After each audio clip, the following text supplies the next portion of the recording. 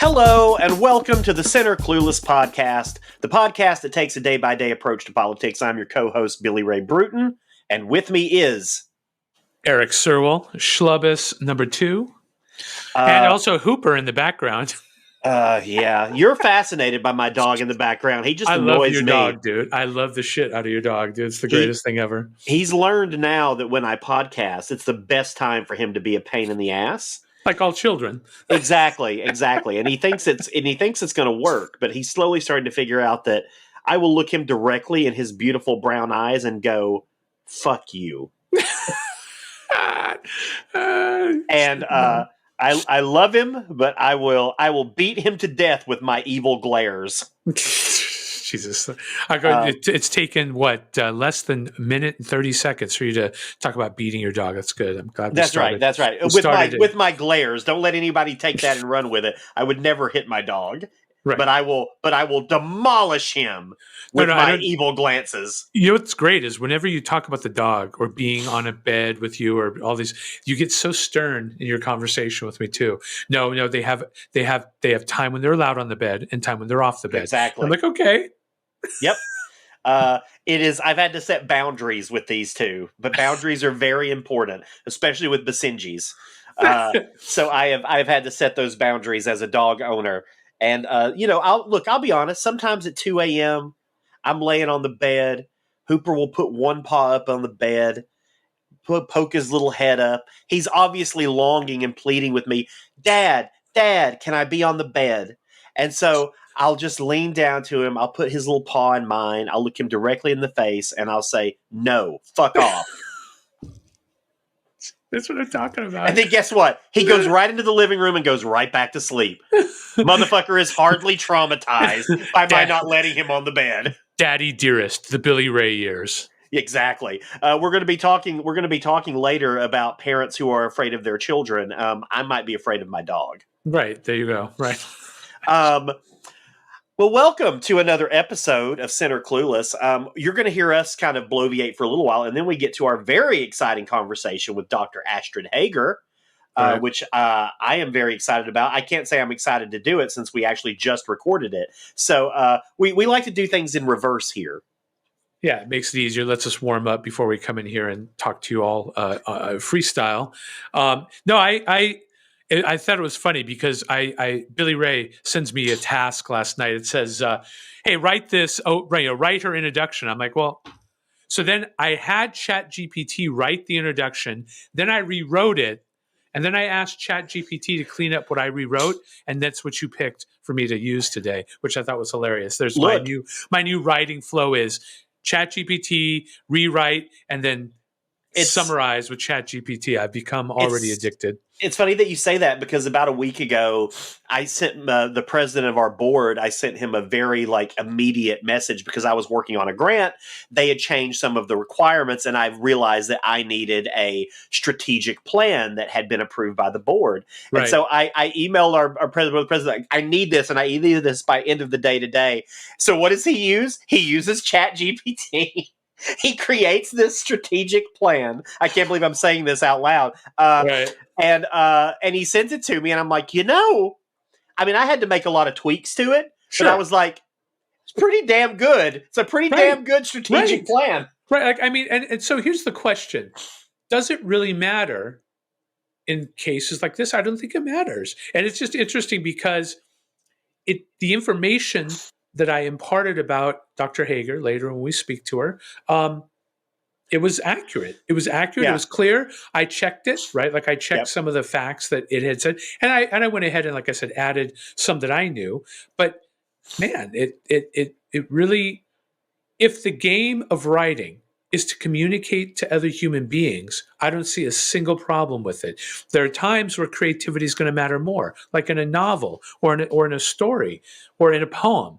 Okay, I get it, right? Because poems aren't even when you write a poem, you're trying to get at an emotional response, not necessarily a cognitive response. So there may be some difference. But man, if I'm writing IT policy or if we're writing a strategic plan and the data is correct, wouldn't we want it to be the cleanest, simplest English or language, whatever it is, possible? Of course. So I'm starting to already feel more and more comfortable with the Chat GPT reality, because why not? So basically, what we've learned today is that Erik is officially part of Skynet, Oh yeah, and no, we're, oh and yeah. we're all fucked. When it comes to the AI conversation, I am pro AI. To be clear, I'm pro LLM, okay? Because AI, and we're not going to go too far down this road. AI is so it people are humanizing. They're anthropomorphizing AI. Motherfuckers say it hallucinates. No, it's buggy and it gives you the wrong answer once in a while. That's not a hallucination. You hallucinate. Stop. It's like people turning their dogs into people. It's ridiculous. It's just, or into a movie. Like My Life's a Movie. Look, we're all about to join this great dystopian cyber. No, you're not. It's an LLM. It's buggy. What it actually does is what you and I discussed just now. Helps us work better, quicker, faster, just like technology generally does. I think you're going to have an AI episode in the future very soon, because this is going to be an area where Erik and I are going to probably. Oh yeah, let's We're disagree gonna away. butt some heads on this one. I think this is a whole episode coming up. I think we've got to knock that, because we don't want to just always be jovial and pleasant with you. We want to tear each other down, destroy one another, and then come back the next week and just be fine. But I am excited right now to unveil what is going to be a new mini segment on this podcast. And Erik hasn't seen the graphic yet, so I hope Erik enjoys it as I throw it up. Here we go. And it's something that we're calling Cancel Corner. This is going to be a segment at the beginning of every episode where we talk about who is being canceled on the left and who is being canceled on the right, and why. And I'm very proud of that graphic that I threw together in about 3 seconds. Right. Let's start out with our friends on the right, who are, and this takes actually a lot of brain power to actually make this make sense. Because if you'll remember, several times over the last decade or so, the left has been boycotting Chick-fil-A. They've boycotted them because they are a conservative company, because they're the founder of that company has donated money to anti-LGBTQ plus causes. Hasn't he also said anti-gay shit too? Oh yes, he is very much a evangelic Christian, like exactly the way you think one would be. Right. And so after the last blow up with Chick-fil-A, they decided to hire a DEI person, for diversity, equity, and inclusion. Oh, yes. And they hired someone who had actually worked for the company for 16 years, has only worked in this position for the last 3 years. And how this all started is because some asshat right-winger, who I know of his name, but don't know him particularly well. His name is Manarino, Joey Manarino. Okay, I never heard Went that name. online and basically was asking people why they weren't boycotting Chick-fil-A because of its DEI efforts. And now you've got all these right-wingers and all these MAGA Republicans and all of these, just asshats going and now boycotting Chick-fil-A because they are trying to do better with diversity and inclusion. Got it. So it's like, and let's be clear, they are a conservative company. Right. The only reason they even did these DEI efforts is probably for the optics. So it looks like they're actually, that's my guess. It may not be in bad faith. And if it's not, I apologize. But it seems like it was a direct response to the reaction they were getting from the left. And now, and I'm hardly, we certainly don't need to spend the whole episode, defending Chick-fil-A. And I've been very clear since any of this began a decade or so ago, which is like, I could probably pick up any item off my desk. I could pick up, and you're going to be like, why do you have these weird items just laying around your desk? I could pick up my degree, underarm, what do you even call it? Deodorant. I could pick that. You can tell I never use it. I could pick up that. I can pick up my Android. I can pick up this mug and wonder where it was. Like, there's no product here that probably doesn't have some disturbing opinions. Sure. Right. Like, everyone has them. Absolutely. And so, am I going to stop enjoying a Chick-fil-A sandwich because they happen to give? No. I'm sorry. I had a lot of friends who were like, any self-respecting gay person that eats Chick-fil-A. And I'm like, well, I'm a self-respecting gay person, I know. and I am a gay person who champions queer rights and who, but you know what? I'm not going to give up my Chick-fil-A. I don't know. I don't know that does. I don't think it does any good whatsoever. It's just virtue signaling. It makes people Right. feel better about, oh, well, I gave up Chick-fil-A, so that means that I care about the cause. Like, how about you spend 80 hours a week, like I do, actually working towards queer rights and queer equity? And why don't you do that work? And then you don't tell me that I don't get a say in the matter because I eat a fucking chicken sandwich once a month.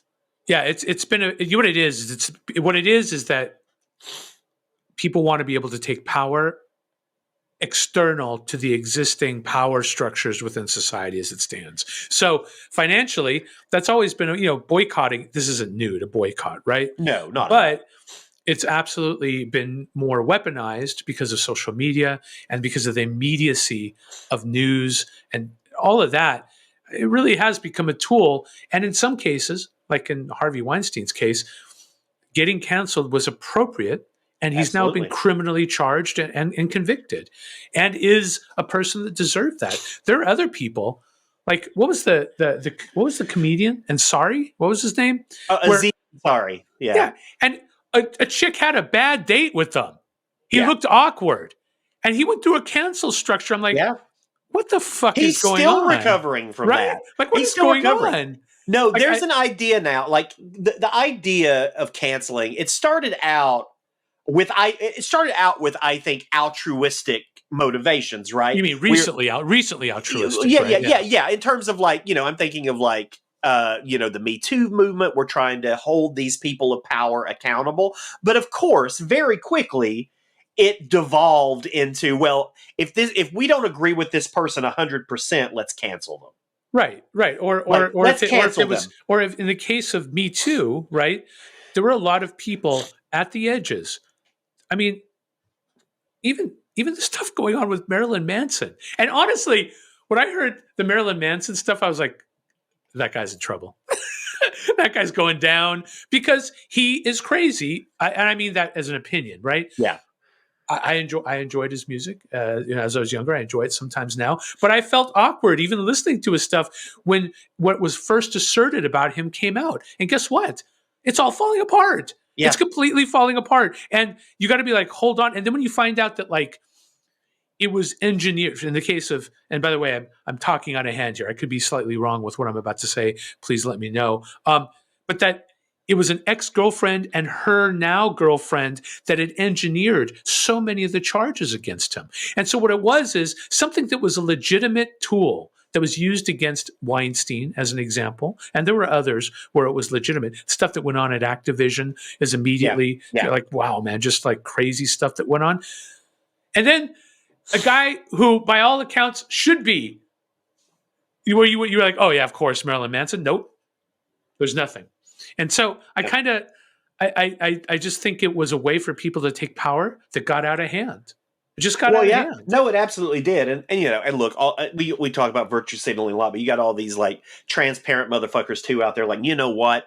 I'm never going to listen to a Marilyn Manson song. I'm never going to support him. Then they throw up their Michael Jackson's greatest hits, like the shit don't stink. And it's like, at least be consistent in your outrage. Right. I'll be clear. I'm not going to stop listening to Marilyn Manson, Michael Jackson, or anybody.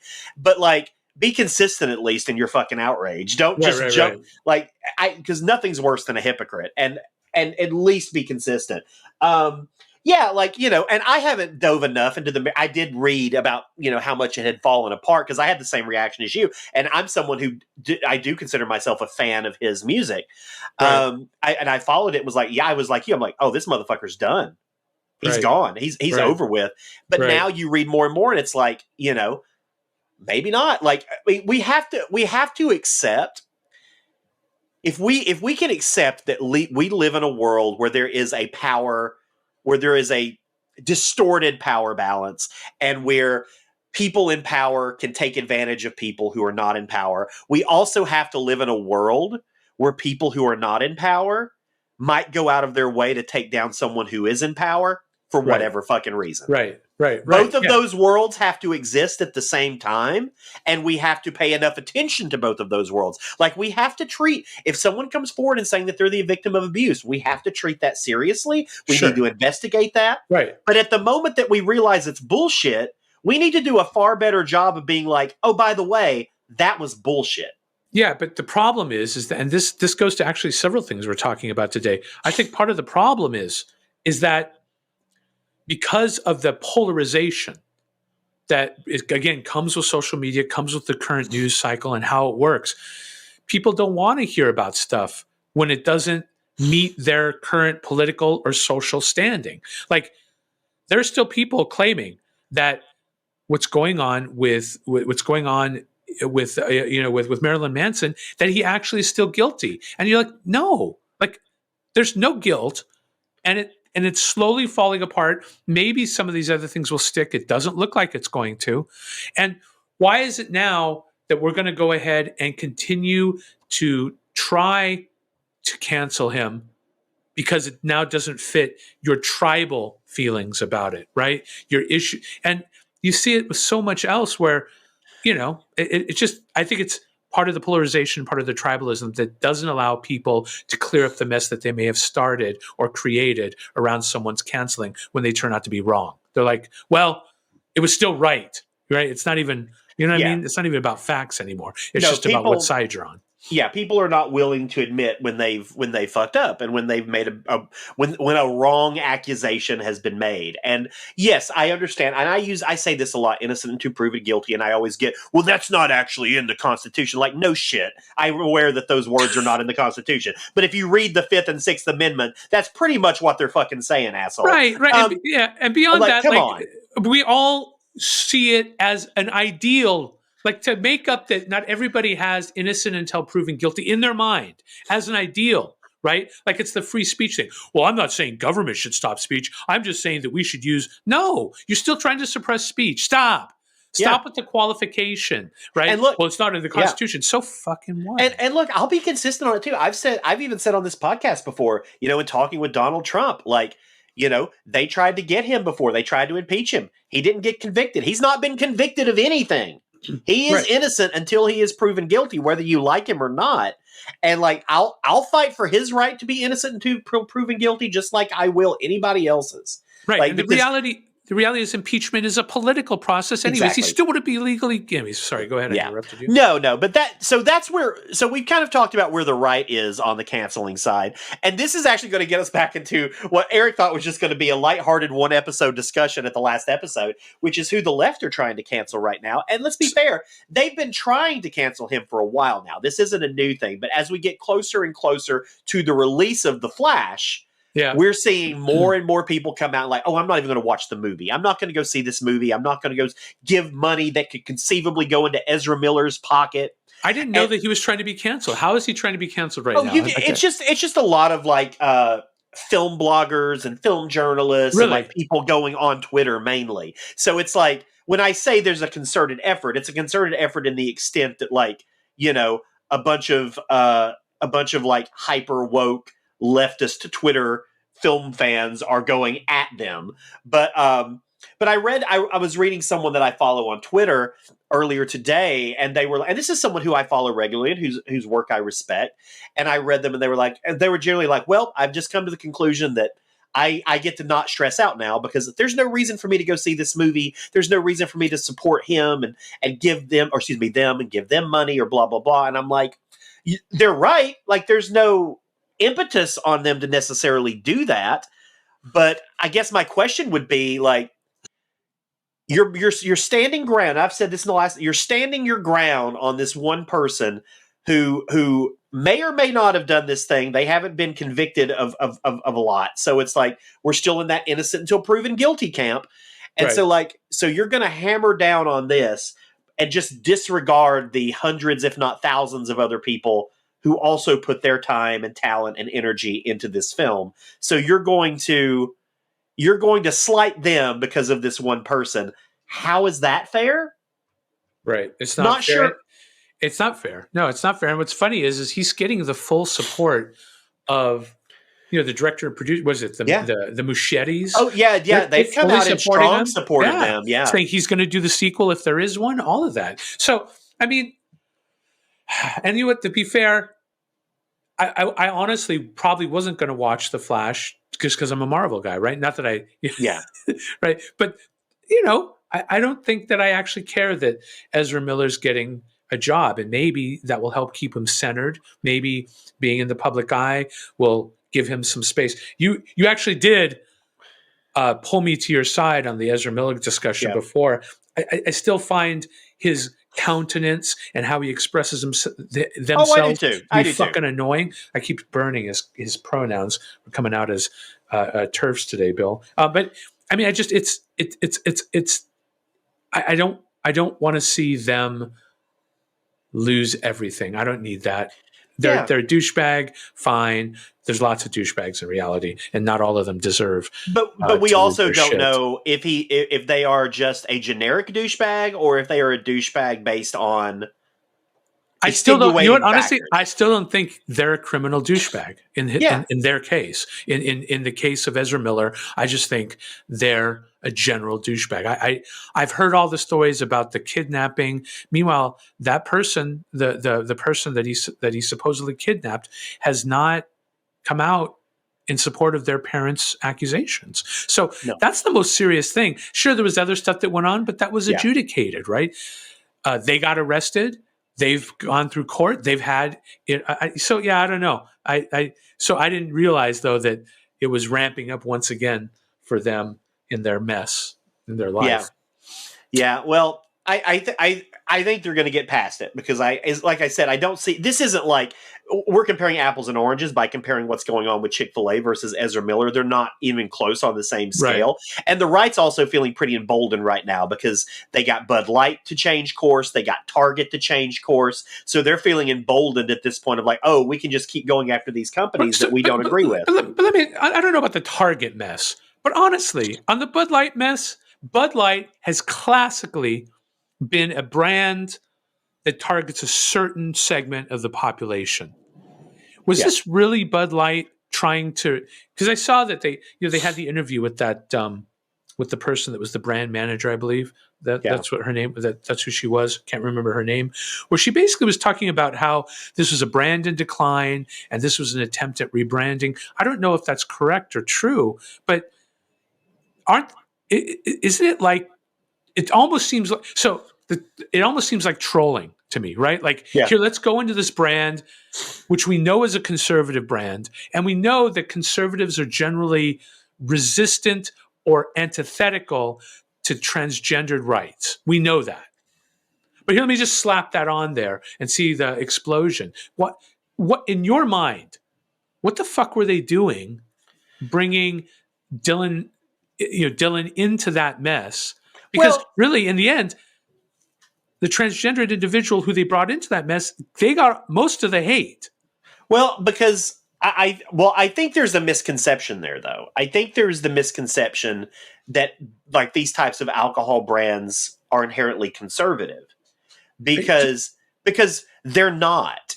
That you might be. You don't think Bud Light is? I mean, Bud Light's taking a shit sales wise, aren't they? Absolutely they are. But I don't think that they are. Like, it's my experience that most alcohol companies are not conservative at all. And you mean that that inside the companies they're inclusive? Oh, absolutely. Because you look at any alcohol brand and then just type in that brand and Pride in Google, and most alcohol brands celebrate Pride. Most alcohol brands promote to the LGBTQ plus community because we are, as a whole, we drink a lot, and sometimes to our detriment. And there is actually a massive debate.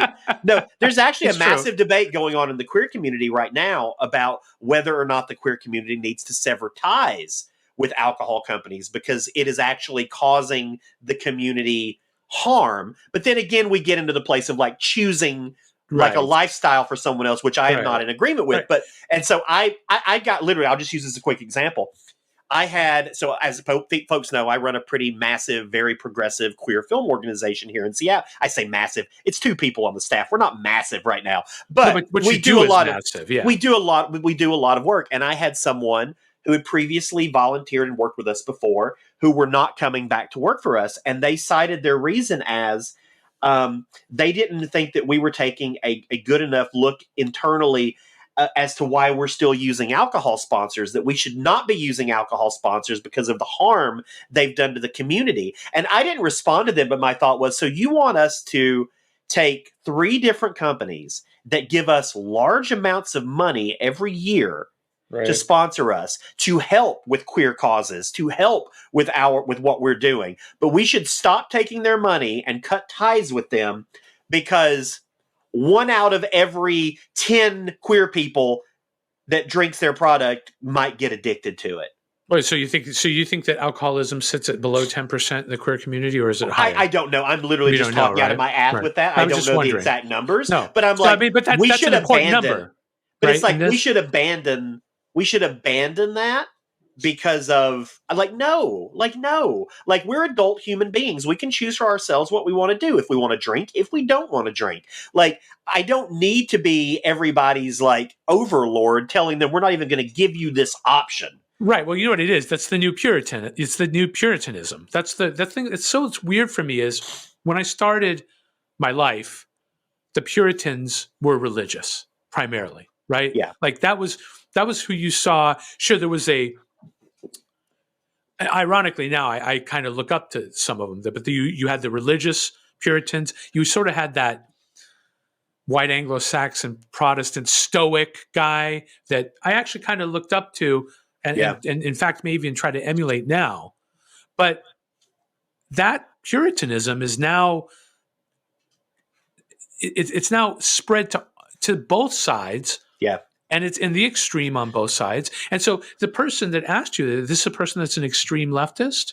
Like, yes, I mean, they're very, very far left progressive. I don't know what is going on with Puritanism. I mean, here's the truth. I have had a splotchy career with drugs in the past, right? Yeah. And I've never been a big drinker. And in fact, I haven't drank now for almost 4 years. I think I've taken a sip, but I don't like the feeling of day after alcohol. So I don't do it anymore.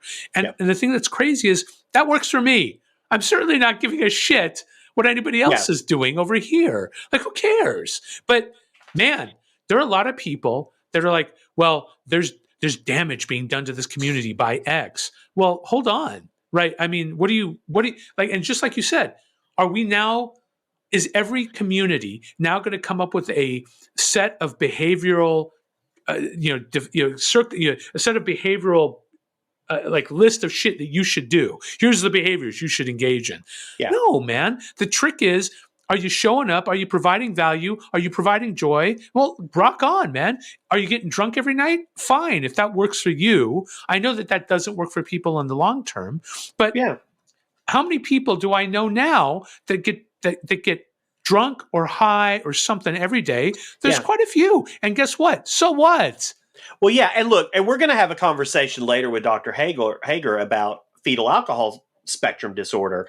And so like, and how does that play in? Well, in those situations, you're not just drinking for you, right? You're drinking for you and another entity, another creature. And so that's different, right? As long as what you're doing is not putting someone else in danger, right? Do whatever you want to do. Right. But even that, if you think about it, I'm going to make it even weirder, but here we go. Even that, look, no judgment. But if you drink too much when you're pregnant, your kid's going to be broken. That's it. Like as a reality. Let's take the moral judgment completely out of it. Even then, most parents would be like, "Oh shit, I don't want to do that. I don't want to damage my child, so I won't do that thing. I won't take that action."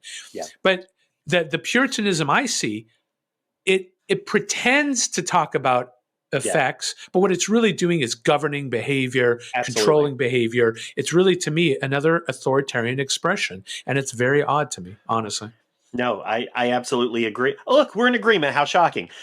Shit. So, moving on from Cancel Corner, I think that was a very productive first installment of Cancel Corner. And just for folks who didn't get a chance to see it, there it is. Look at those canceled faces. So a lot's gone on in the past week, and we've intentionally actually changed the way that we record, so we're actually Right. a little more prescient in what we're talking about. I realized that there was about a week long lag in the No, we topics we were were talking about. always a week behind, and Yeah, and it I was was like, actually going to talk to you about it, and then you just fixed it. I'm like, okay, yeah, because I was great on one minds think alike. because on one hand it's great to be able to be a week ahead of recording, but on the other hand you lose out on the relevance of what you're talking about. Right.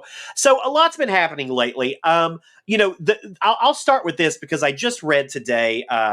For folks out there who watch Meet the Press, Chuck Todd is leaving Meet the Press after quite a while now that he's been hosting that show. And I'm seeing all these people celebrate it. My response to it is good fucking riddance. Why do you not like Chuck Todd? I knew that I wasn't. I see what's funny is I didn't know if you were one of the Chuck Todd haters. I'm a Chuck Todd hater, and I'll say this. And so Why? much of the reason that I'm a Chuck Todd hater probably has very little to do with Chuck Todd. Even though I don't think he's a particularly insightful interviewer, I don't think that he's good about asking the really tough questions. But the big reason is he's not Tim Russert. Like, I think Tim Russert was the best to ever do it. I think since he passed away, we have been missing that level of like journalistic integrity. And I just don't know. David Gregory didn't do it for me. And Chuck Todd didn't do it for me. And now we're moving on. It's Kristen Welker is taking over. I'll be interested to see how that goes. But if she's not prepared to like go deeper than Chuck Todd, it's going to be the same old shit. Well, Chuck Todd always came off to me as like dispassionate, and I know that that's weird as a person that I want people doing the news and doing those types of programs to not let their passion overwhelm them. But I often felt like I didn't feel like he was being authentic about how he really felt. I know that sounds weird, and maybe that's not true, but I just never got it from him. I always I could never watch that program, honestly, not with him doing it. No, I couldn't either. And I used to watch it every week when Russert hosted, and I even watched it some into the David Gregory sort of period. But no, I'm like, Chuck Todd, probably a brilliant guy, probably a super nice guy, but I don't think Meet the Press was the right fit for him.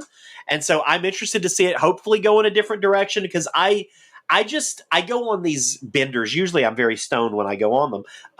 But I go on these benders where I'll just watch like old political interviews from the 60s and 70s. Right. And it's just shocking the level of intelligence that used to go into any political discussion. I'm talking about whether it's Firing Line or Dick Cavett or anything like that. You hear these people having these very intellectual conversations that are also, they make sense. Like, any regular person listening can understand what they're talking about. Like, we've lost that. Like, now people are just playing to the lowest common denominator. They're dumbing everything down. Like, we go from someone like, I've said it before on Twitter, we go from someone like William Buckley to someone like Marjorie Taylor Greene. And it seems like, I don't know. It's like it's just ridiculous. And Chuck Todd kind of has fallen into that for me, where it was like, can't you do better than this? You've got one of the best platforms in politics. Can't you do better than this? Yeah, but the problem is, look, here's what's interesting. Like, a guy like Buckley would get on there and actually be accountable for what he was saying. Yes. Right? He was willing to back up what he was saying right there. Yeah.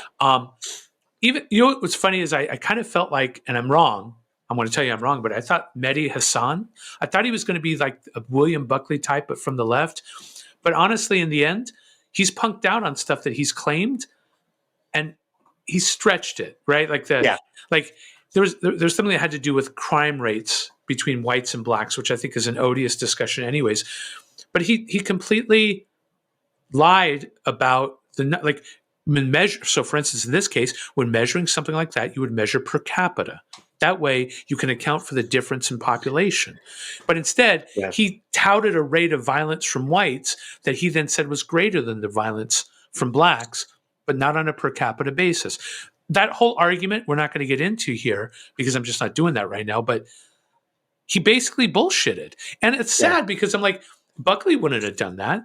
Buckley would have bucked up, no pun intended there, and dealt with it and had the conversation about it. In fact, you only saw Buckley fall apart once in that conversation with what was his name, the writer. Oh, Gore Vidal?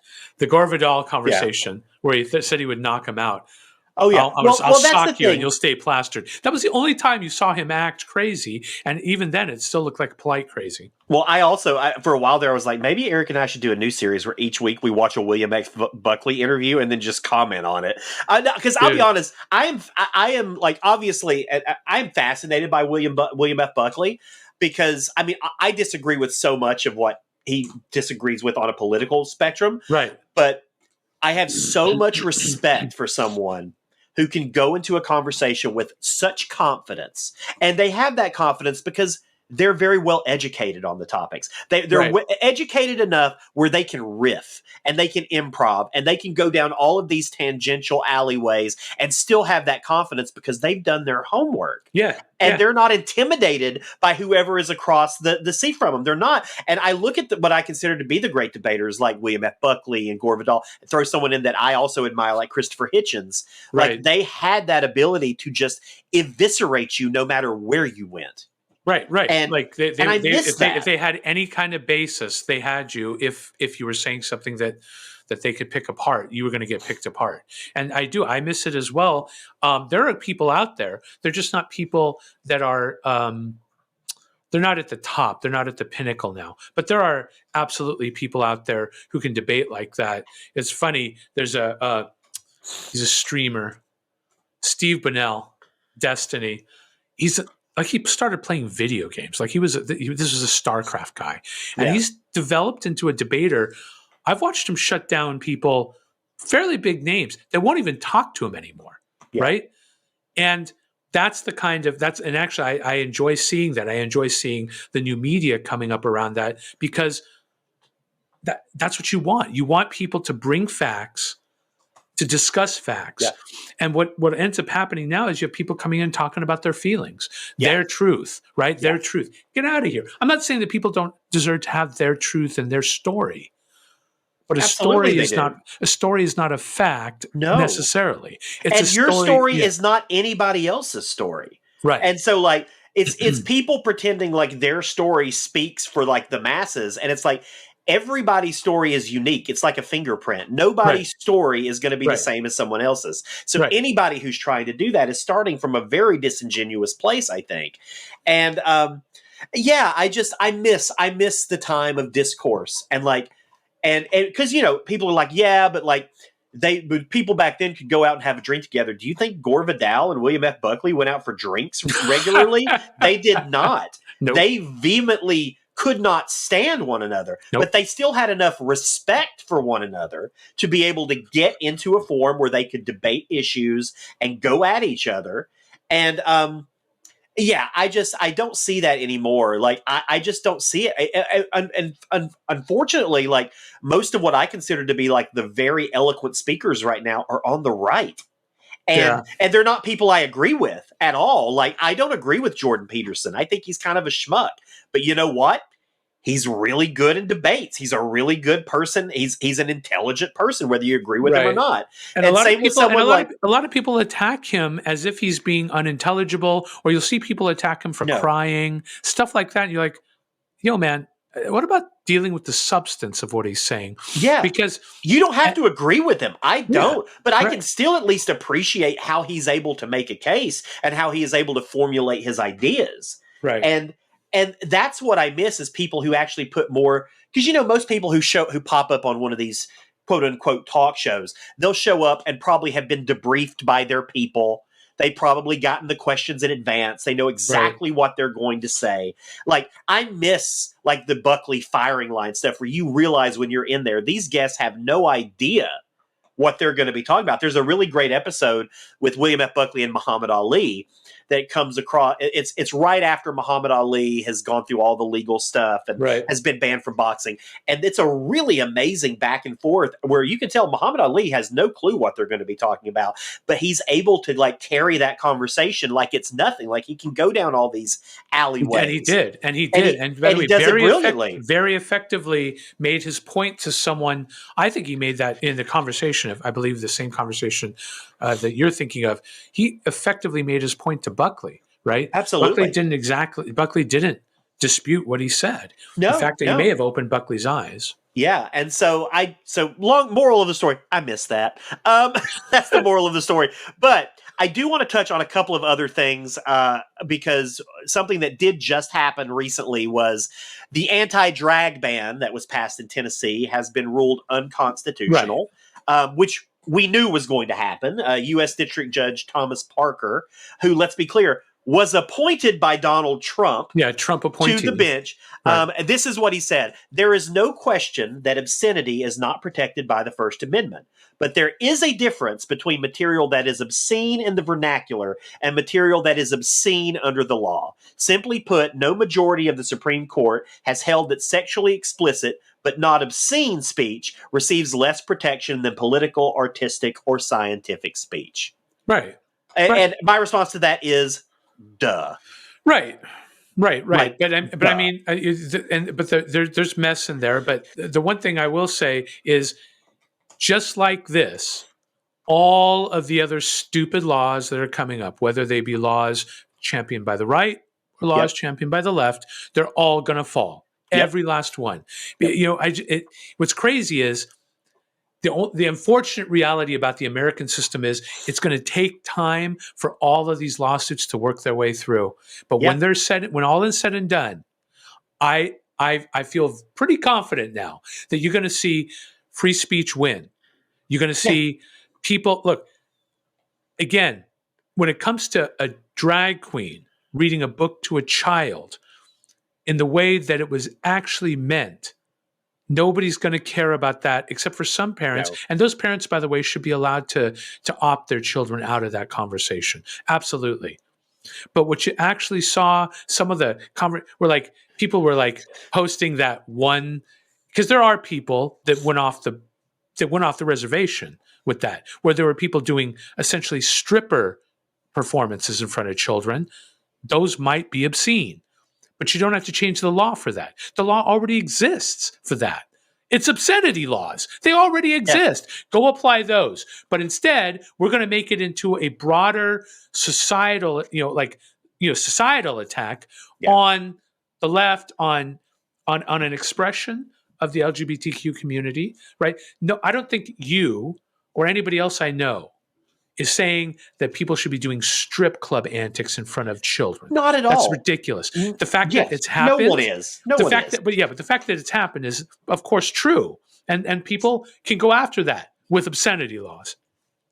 The way that books have been banned, whether it be books that the left would normally want to see banned or books that the right would normally want to see banned, right? That's all going to go away. Oh, yeah. It's ridiculous. Again, the idea that any of the like Toni Morrison's Beloved. Yeah. In the end, the argument against it was that it was pseudo incest because Beloved sleep. Get the hell. What? Did you really? You realize you're talking about a ghost in the book, right? We're talking about. It's just like the shoehorning of this into it has been. It's terrible. So I ranted a bit. No, rant away. This is the expected end for all of this bullshit, whether it be on the left or the right, is free speech will prevail, and you guys can fuck yourselves with all the other shit. It's just ridiculous. Okay, Huck Finn will be back in school, and it should be in school, right? I get it. There's a guy in the book named N-word Jim. Okay, I get it. So what? You need to understand the context of that book and to teach it to kids nowadays. I don't care that how about this? If a child says something racist after reading Huckleberry Finn, that's something you should deal with the child about, their parents, what's going on in the school for that to happen. I know that when I read that book, I didn't go out to like the first black kid and call him N-word Jim. Are you kidding me? I felt bad after reading that. I was like, damn, it sucked then. You know what I mean? So what you're going to see, just similar to this, is these laws will be struck down because they're unconstitutional at the core. Period. Exactly. And I keep hearing from some folks, and I get it. I get the concern, but it's like, well, what if it advances all the way to the Supreme Court? Well, my response to that would be, I mean, it just got thrown out by a conservative judge appointed by Donald Trump. Yeah. There's no reason to think that the conservative justices appointed by Donald Trump, who were actually at the highest office of the land, are going to... Right.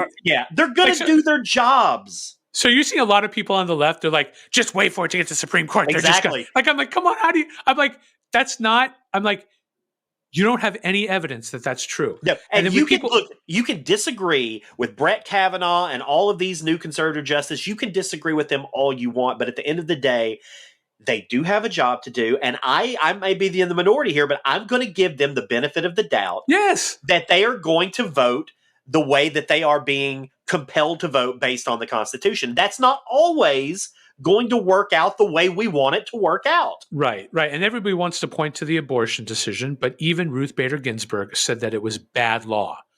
And she warned that people, meaning in this case Democrats, needed to put legislation in place so that Roe wasn't the deciding, Exactly. because she knew, and she was right. And by the way, not only was she right, but we should have expected this. Yeah. That if somehow that there was a statistical reality, in this case it was a little push, of course, by certain, people like Mitch McConnell, for instance, that helped get it done. But the second it was a conservative court, Roe was the first thing to go. Oh, yeah. Everybody knew it, and sure enough, it happened. That doesn't mean that they're gonna make the abortion drug illegal, because if they were to do so, that would make a lot of other drugs illegal. So I don't think that they're going to do that.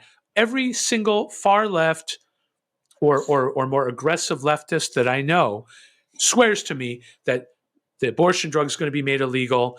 That in this case, when it gets to the Supreme Court, being gay and expressions of being gay are once again going to be illegal. Yeah. That they're going back to the old days. I don't see that. I don't either. I don't see that either. I've been given nothing to show me that that's going to happen. Right. And also, look, let's be clear.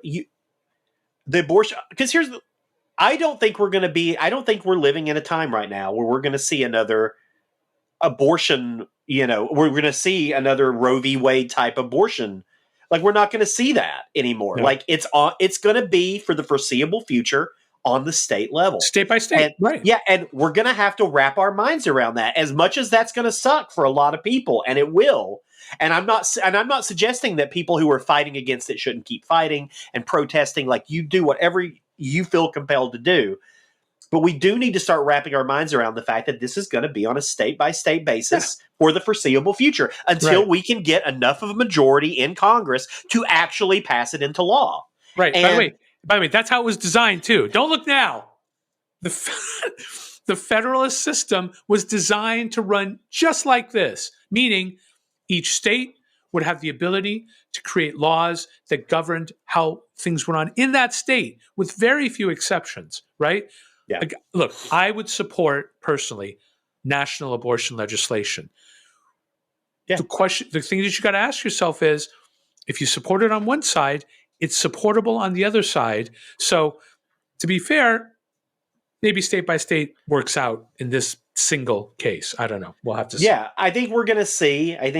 How it evolves over the next few years. I know everybody's still just in an uproar and scared because they don't know what's going to happen, and I understand that. I totally get that. And I'm fortunately in one of the most progressive states in the country, so I know it's not something that people in the state of Washington are going to have to worry about. Or you're in California, exactly. But thinking about someone in Arkansas or someone in South Carolina or someone it could be really horrific for them. And I think.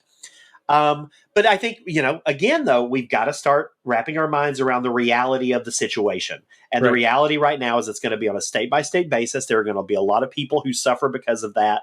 And if we want to put it into law, which is what we should be doing, then we know what we need to do. We need to get people in office who are actually going to do that. Right. And, and that's not going to happen in the immediate future. It's going to be years before that's able to happen. And then sort of the last thing I wanted to touch on, we last week we talked a good while about the debt ceiling, about whether or not we were going to reach an agreement and all of the bullshit that surrounded it. Well, shocker. And I say shocker as someone who was actually concerned this time. I was like, if ever there was a time when we could default, it would be now. Of course, we came up with a last minute solution that now, the writer's saying they've scored this big victory, but you actually read and it's like, well, hold on a second. What's funny about this is this. Early on, I believe in the first episode, we had this conversation that I said my dream was a world in which we would come up with solutions that neither the left nor the right would be happy about truly, Yep. but that would keep things going. This is exactly that that. It's fucking thing. exactly that. And what's crazy, man, I saw, and it's fucking stupid, I saw so many people on the left were just smug and snide. Yeah, it was more Democrats than Republicans that voted for that. Yo, isn't that what we've been ever since the child molester, I mean, the Dennis Hastert rule, okay? The child molester rule, where we don't bring legislation to the floor unless a majority, right, of Republicans, unless they, dude, I don't like the Speaker of the House right now. I hate him. Sure. I'm not a fan of that man. Kiss my ass. But he brought something to the floor to make something work. He made a deal. He kept his word. Like, what do you want? Both sides were unhappy with it. The extremes on both sides were extraordinarily unhappy with it. What else do you want? This is how it looks to live in a pluralistic society. Okay? No.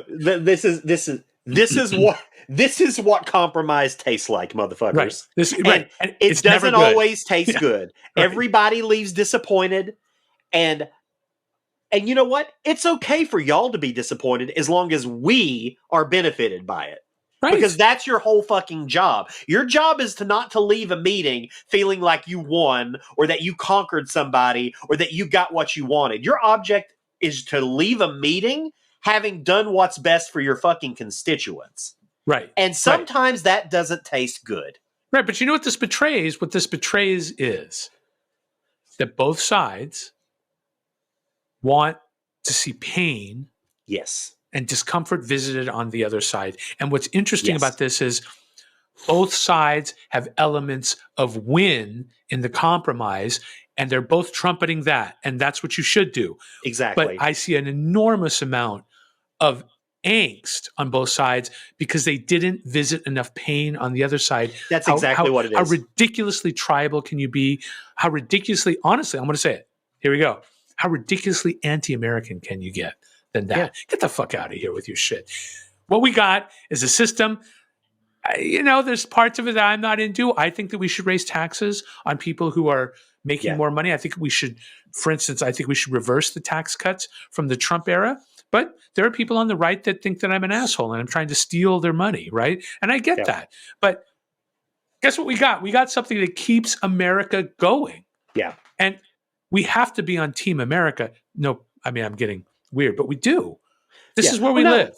No, do we want to tear it down? I don't want to tear it down. I think what should become the discussion now is like the long-term efficacy of the debt ceiling and whether or not it's something we even need at this time and place. Because what we see happen over and over again is that Republicans don't give a shit about the debt ceiling until a Democrat is in charge. Right. When their people are in charge, they don't care. It does not matter to them. Spend as much money as you want. The minute a Democrat is in office, oh no, this is a moment of like national importance. Right, we have to figure this out. So we have to find a way to keep from falling into that cycle over and over again. My suggestion, which is I know not an uncommon suggestion, is we don't fucking need a debt ceiling. It's not something that we need to have. Right. So we can get out of this like back and forth over and over again and stop worrying about how it's going to affect who's in office. It won't affect anybody in office. Yeah, but I think that there's another option too beyond that. And what's weird to me is that nobody talks about the option of reducing the debt. And here's why I bring it up.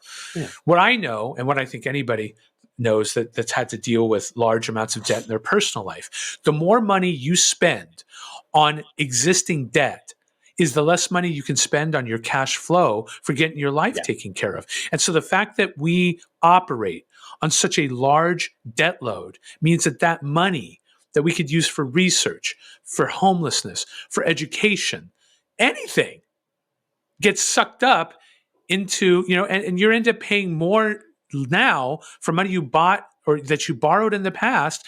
I'm an argument for a reduction.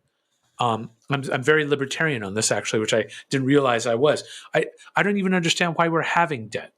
Like, I get that it's something that you need to do, and I get that there's a process to it, but I think our debt is too large. And how to get any side of the aisle to deal with it for the reasons that you brought up, right? The Republicans like to increase the debt load when they're in charge so they can use it to beat up on the Democrats. The Democrats like to increase the debt load because they think that there are things that should be paid for, right? That cost money that might drive us into debt. And in fact, there are many on the hyper left that don't even believe debt exists. It's part of a corrupt system, the corrupt system of capitalism. Debt's not even real. Fuck off. Okay, fine. How about you tell the fine folks at American Express that debt isn't real so I can stop paying my monthly credit card payment? Well, right. Why don't you explain to them that debt's not real, geniuses? Like, I mean, yeah, that's just I think this would lead into actually a good future episode, not the debt conversation, because I was about to go down a tangent, but I don't want to because I think it's going to be too long winded. Sure. But I think one of the upcoming episodes we'll dive into the U.S. and Ukraine. Oh yeah, absolutely. I think that'll be a good first episode. But I think that's enough bloviating for this episode. Yep. Up next, I'm very excited. You're going to be listening to our conversation with Dr. Astrid Heger, who runs a violence intervention program in Los Angeles, where Erik currently serves as IT Mac Daddy, and where I once served as assistant IT Mac Daddy. Yep. The old days, the good old days. The good old days, but a super amazing conversation. It's going to be the first in a series of conversations. We're going to start bringing Dr. Heger on monthly to talk about a wide range of issues that affect children. And basically, we're going to dive deep into why the U.S. doesn't give a fuck about kids anymore. No, I mean, it's good that we're getting her on, and it's good that we're giving her a space to talk. The talk ended up being excellent. And she is a mover and a shaker in that space. Like, seriously, man, nobody has done as much as she's done, even close. Like the amount of stuff that she's actually done, it could be articles. It is. There are articles where it's just her listing off the things that got done. And I'm glad that we're giving her space to voice how she feels about it, what she's done, what she wants to do now, because man, she is such a value in that space. And it's something that nobody likes to talk about because it's not an easy space to get things done in. But to be clear, she's made we'll hear later, she's made a big difference. And ultimately, it helps all of us to clear up the mess that's in child mental and physical health care, and to clear that mess up early, because you either clear it up then or it shows up later in larger prison populations, greater abuse and strife and just terribleness in society as a whole. So I'm glad she's coming on monthly with us. It's going to be great. Well, we hope you enjoy that interview, and then we'll be back afterwards for some closing thoughts. So stick around for some ad spots from some of the podcasts and some of the products that we enjoy, and then we will be right back.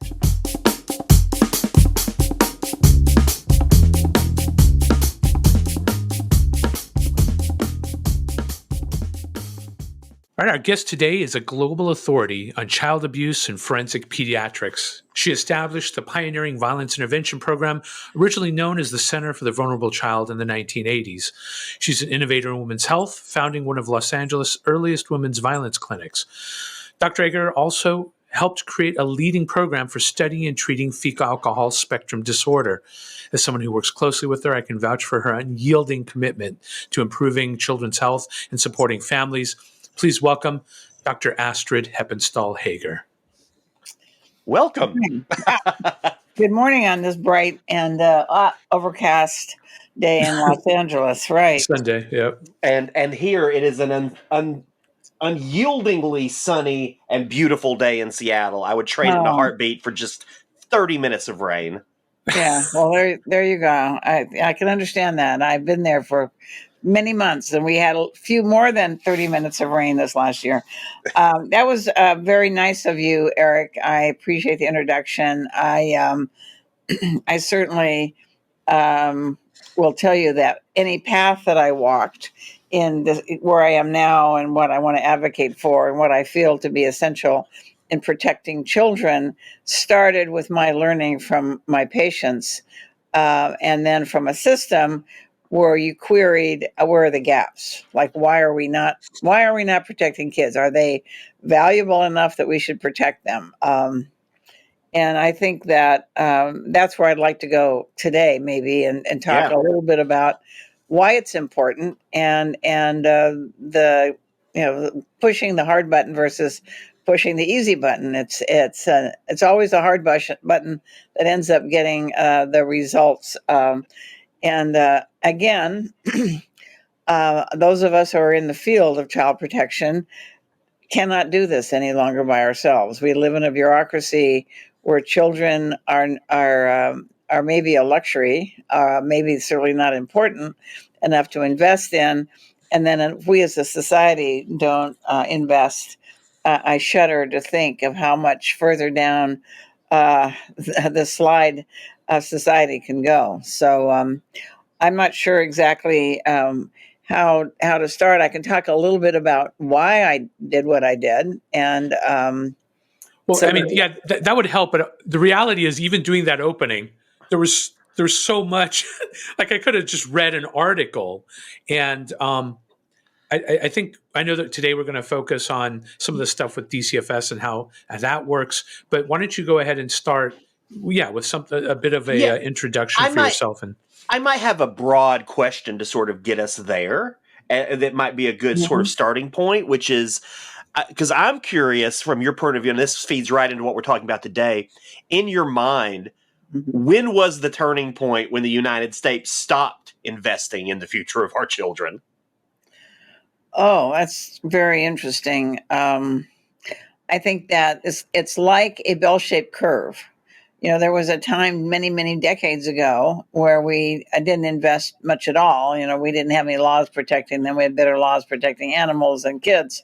And then we had a surge of interest in protecting kids that actually sort of just kind of went right behind what we were women's rights. And women began to demand rights. And right behind it came their childhoods because most of them had memories of childhood that were a little frightening. So they sort of brought the children into it and began to pay attention to that. And I think as a society began to listen and women began to say, yes, that was my experience. And then men came forward and said, yes, that was my experience, and began to pay attention to that. I think that as we've gone into in the last, I would say, in my career, looking at the last 15, 16 years, we've gone we've gone the other direction. We've gone into a world of that's too expensive. It takes too much time. It's too hard. They're minority. They're immigrants. They're poor, and so those in power have not really wanting to invest. That's been my experience. It's like every speed bump. Everything we did here was a speed bump. Interestingly enough, it's like when you are living at home, there comes a time when you go out and say, "There's too many weeds in my yard. They're bothering me," and then Yeah. you begin to pull them. So now the kids that we ignored 15 began to ignore 15 years ago are now at an age where they can cause havoc in our lives. So now we begin to see newspaper articles, certainly LA Times. We're going to talk more about that in the weeks to come. But we're beginning to see people say, well, why didn't we do this? Or why didn't we do that? Or words coming like for in LA right now, we're going to go broke because of lawsuits by kids that were mistreated in both the juvenile justice and in the protection system, which might be a euphemism. In any event, I mean, I think they have to become a nuisance in order for us to pay attention. It's why we build jails, is we don't want criminals on the streets. So it's an interesting thing right now. There's people looking at the weeds, but how much energy are they willing to invest is the question that I think sits out there. Well, and I feel like if history has shown us nothing else, we all have PhDs in hindsight. It's easy for everybody to look back and be like, oh, well, we should have done this. We should have done this. Like, where were you at the time with your listening ears, actually listening to people tell you what you could do? Right. No, I mean, right. I think right now I'll tell you what, it's really an interesting and it's expensive, and that we have to invest in it. But by investing in it at the very earliest stages of a kid's life, we're going to save a lot of money down the road, and a lot of heartache, and a lot of anything that is destructive in our society right now. But let's just look at it from the standpoint of the fact that we did pass laws that said children are going to be protected, and we're going to protect them. So we need to call in and report. You're a mandated reporter, you're a teacher, you're a crossing guard, you're a doctor, you're a nurse, you're whatever. Or even listening to neighbors that call in anonymously and say, so and so next door sounds to me like they're trying to kill their kids. All of those in my infancy and career in child abuse were things that we responded to. And we responded to them sometimes by just going in, when I started, going in and taking kids away from their parents and putting them in foster care. And then we had to sort it out in the courts. When I started this program in the 80s, it became so obvious to me that many of those children were being taken away by mistake. They were being detained because they were Black or they were brown, their parents didn't speak English, or they were poor, they were living in a garage, they didn't have a stroller, they didn't have water. And it dawned on me that really my job was to see to it that we were appropriately looking at these kids and taking the kids into foster care that needed to go into foster care. And ultimately, like, what was that passage like, and how did we support foster parents? And we'll get to that.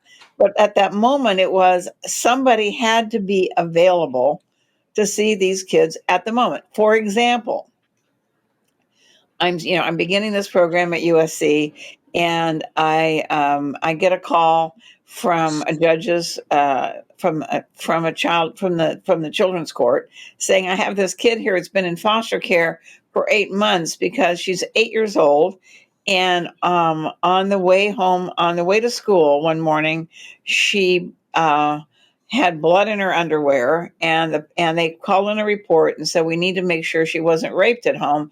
And they detained her, and they put her in foster care. Happened to be her birthday that day, which made it triply awful for her. But so they take her into foster care, and the kid says, nothing's happening to me. And she's, 8 years old. And so the judge calls me, and I'm the only one doing these exams, right? And so they bring her in, and nobody had done an exam on her, or really consider it, or took a good history. And she was a kid that started her periods early in life at 8 years of age, and she'd been in foster care for 8 months. So I decided, it was like, we're not going to do that anymore. So if you don't know what you're doing, please call me and I'll be there. Well, I was by myself. Yeah. So it was like coming in at night or coming in on the weekends, because I had 3 kids and I didn't want any child to be taken away from their parents by mistake. So what I really learned, and the bottom line is, one, that every child in which you suspect that they're at risk or being abused need an exam by somebody who's an expert and who goes in to see the child with the idea, I'm going to make this normal if I can. I want the kid to stay home. So let's just leave it there. So you have somebody with presenting complaints, which is what doctors do all the time, et cetera. How about call from a neighbor, or a call from a school teacher, or somebody saying, Johnny's coming to school every day in the same dirty clothes. He's losing weight. He's sitting in the back of the room. He's not talking to anyone. And what do you do with that kid? Do you just say, well, tough, let him gut it through? How about if we use that as somebody putting their hand up saying, whoa, look at me over here. I need help. Right. Yeah. You see what I'm saying? In other words, yeah. Let's use that as a prevention key rather than saying we don't want to hear about it at all. Yeah, perhaps they don't need to be removed from their house. They just need some service and help with getting clothing and a place to live. Right. So that's the case management part of it. Right. As you know, Erik, that's one of the things that we learned here, that we learned that in dealing in high-risk kids or child abuse or sexual assault of children or whatever, by asking the child and asking the family, how can we help you?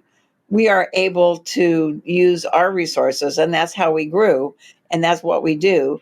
our resources to help sustain the child and the family whenever possible. Right. So to me, the movement right now is towards maybe we don't want to see it again. This is this bell-shaped curve. We're not going to take reports from teachers. We're not going to take reports, anonymous reports. We're not going to take reports from neighbors. Basically, we're just not going to take reports. And so we're going to go back to the dark ages of kids living there. Who cares about me? Like if I put my hand up at school and say I'm hungry, that's going to be neglected. Nobody's going to respond. I look at it differently. Yeah. I Is look this at just is this just people trying to avoid work? Do you think, like not well, wanting to see it because of the hard work of actually helping a child? Or well, that's interesting. It's like this this movement. The government is too involved in your life. All right. Yeah. Okay.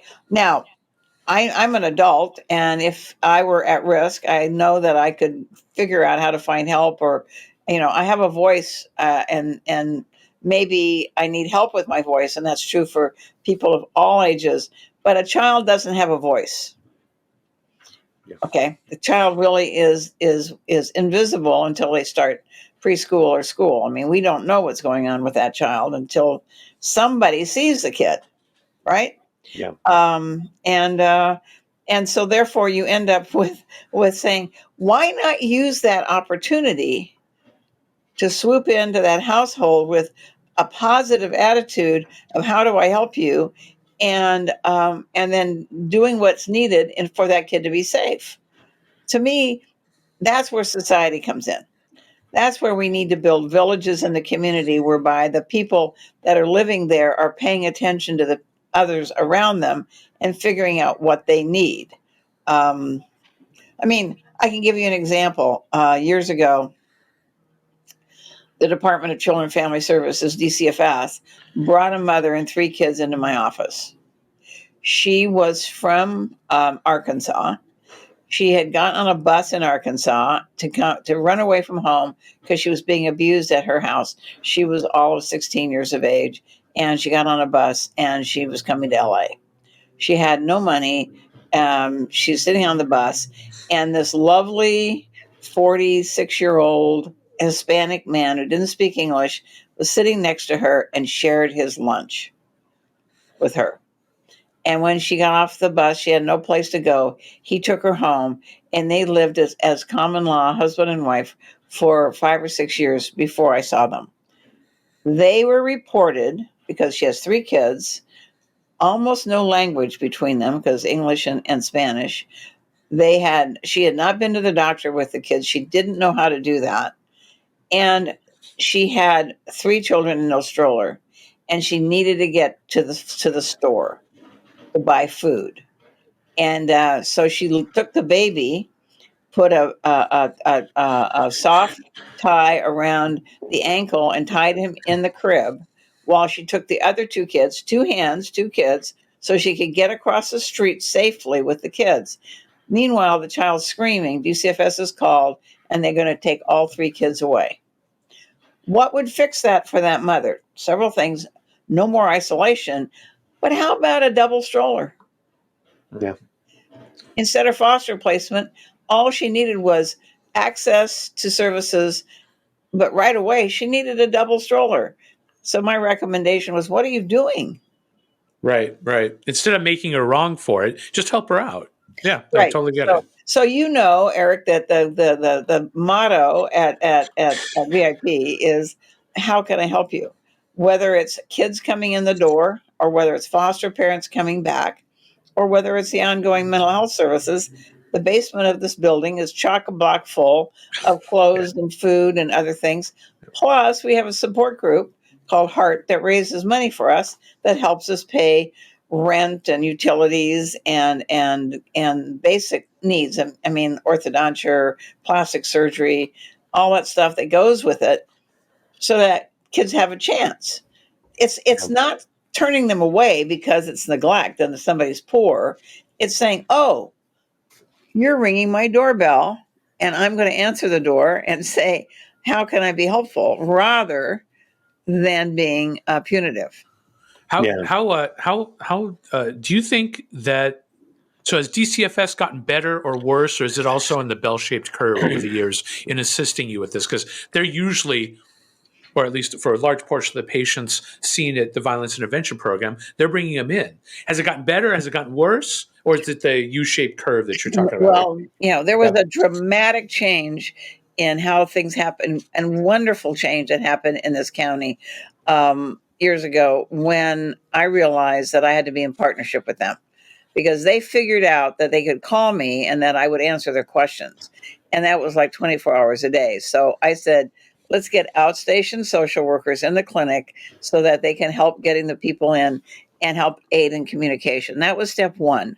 That was a huge step forward in getting kids in and seen and talking to the social workers and working on helping families and all that. The second thing we did, which was formed a system in this county that worked directly with DCFS called the Hub System, and that came out of Death Review here in LA.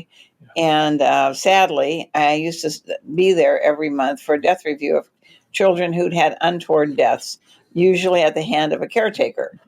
And so I'm sitting there and in this death review case, and they brought up the case of Lance Helms, who was 2 years old and killed by his dad. And his grandmother was in court almost every month with pictures of all the bruises and injuries that he had. And the judge kept sending him back to the father. And the grandmother kept saying, he is going to kill this kid. Just leave him there. He'll kill him eventually. And that's what happened.